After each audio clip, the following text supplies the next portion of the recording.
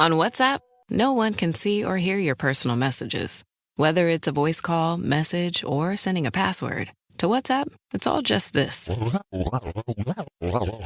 So whether you're sharing the streaming password in the family chat or trading those late-night voice messages that could basically become a podcast, your personal messages stay between you, your friends, and your family. No one else. Not even us. WhatsApp. Message privately with everyone. Summer's here, and Nordstrom has everything you need for your best dress season ever. From beach days and weddings to weekend getaways and your everyday wardrobe. Discover stylish options under $100 from tons of your favorite brands like Mango, Skims, Princess Polly, and Madewell. It's easy, too, with free shipping and free returns, in-store order pickup, and more. Shop today in stores, online at Nordstrom.com, or download the Nordstrom app. This is Optimal Living Daily, What You Can Do If You Are a Nobody by James Altucher of jamesaltucher.com, and I'm Justin Malik. And welcome to the podcast where I simply read blogs to you for free, like a gigantic ongoing audiobook with many different authors. Today's post being from James Altucher, a popular writer and podcaster. And I'll keep this intro nice and short for this Sunday episode, so let's get right to it and start optimizing your life. What You Can Do If You Are a Nobody by James Altucher of jamesaltucher.com. Can a nobody write a book? Fonzie at FonzieB, quote, "Do you think it's a waste of time for a spare nobody to write a book about their life so far?" End quote. Answer, I'm sorry you think you are a nobody. There's 7 billion or so people on this planet. We are all nobodies looking to escape the gravitational pull of the rock we are living on. We all want to be someone.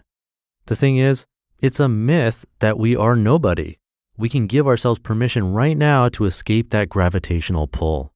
Look at your Twitter name. Do you think it was a waste of time for a nerdy-looking Jewish guy to play the role of a hot Italian stud in the TV show Happy Days? Fonzie would bang his hand on the wall and 4 girls would show up. Henry Winkler ended up being the most important character on the show, and over the years, the one with the longest screen time of any of the other actors, even though initially he was intended to be just a minor character. Out of that show spun at least 2 other shows, Joni Loves Chachi and Mark and Mindy, not to mention Ron Howard's enormous success as a movie producer, and the classic appearances of Henry Winkler and Scott Baio on Arrested Development. The world is a jigsaw puzzle, but we get to decide what the final picture will look like and how all the pieces get to fit together.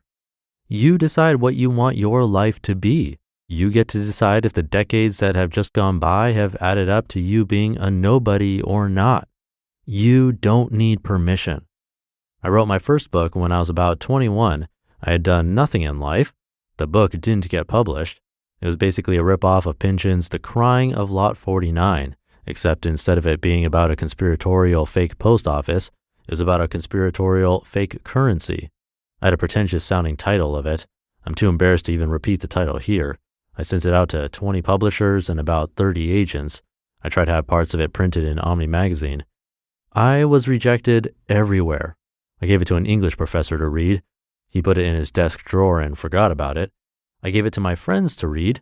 Some of them never spoke to me again. So I wrote another book. It was a science fiction / fantasy / historical fiction version of the story of King David. I'd been reading Paul Johnson's book, The History of the Jews, and got inspired, so I started writing, and once I realized it was a bad idea, about 10 pages in, I felt I was too committed to it to stop for another 500 pages. I ended up comparing the story of an epileptic David to the story of the wandering Cain. I gave my girlfriend the book to read when it was finished. She said it was great. I asked her to describe to me what happened in the final 10 pages, the final twist. She turned red and couldn't describe it. But I read it, she started to cry.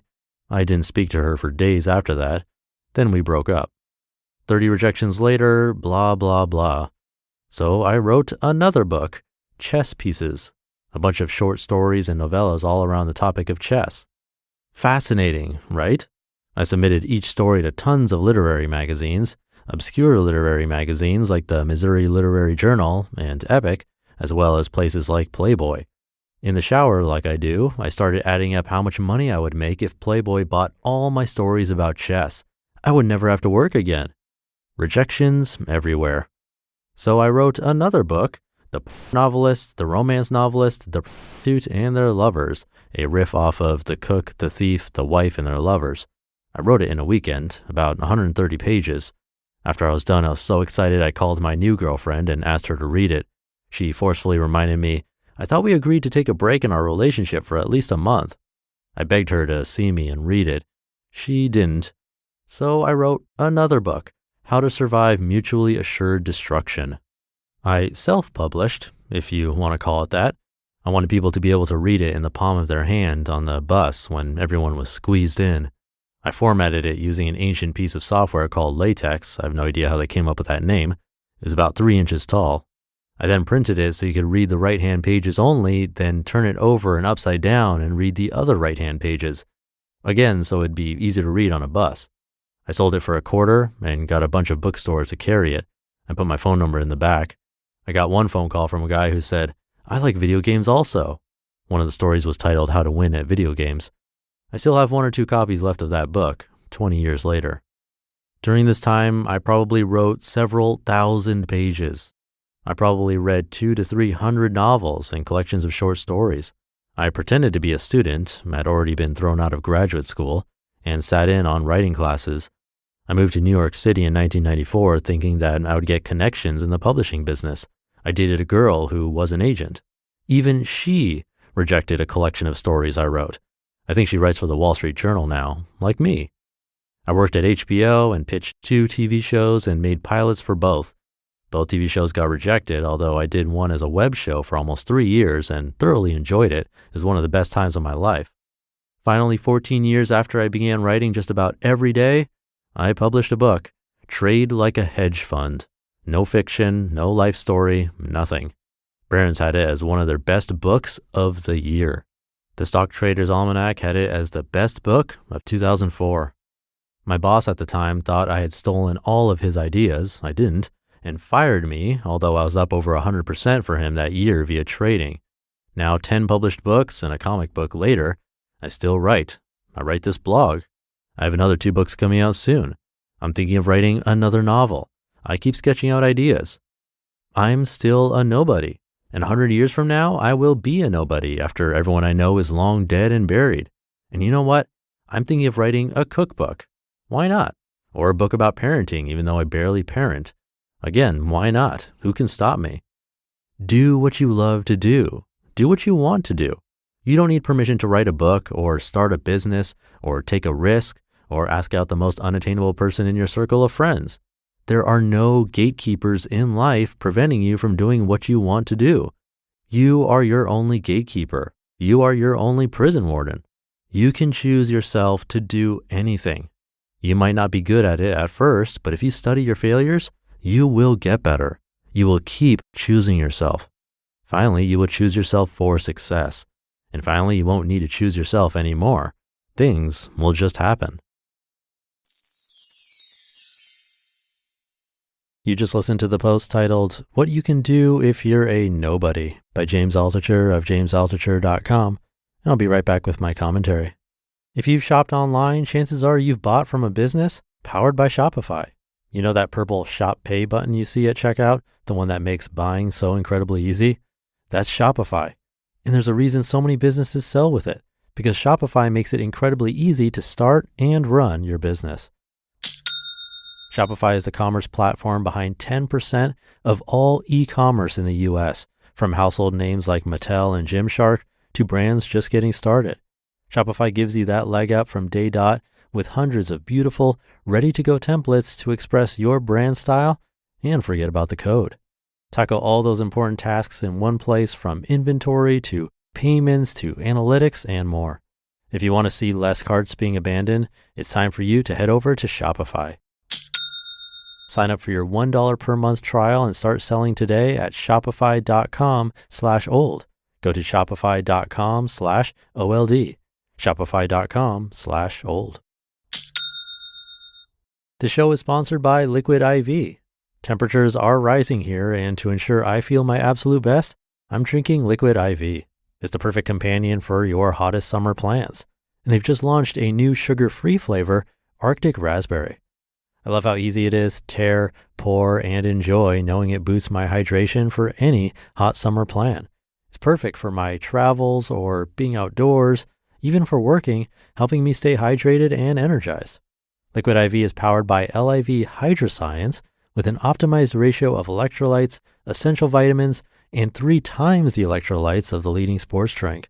It's also non-GMO, vegan, and gluten-free. Break the mold and own your ritual. Just 1 stick and 16 ounces of water hydrates better than water alone.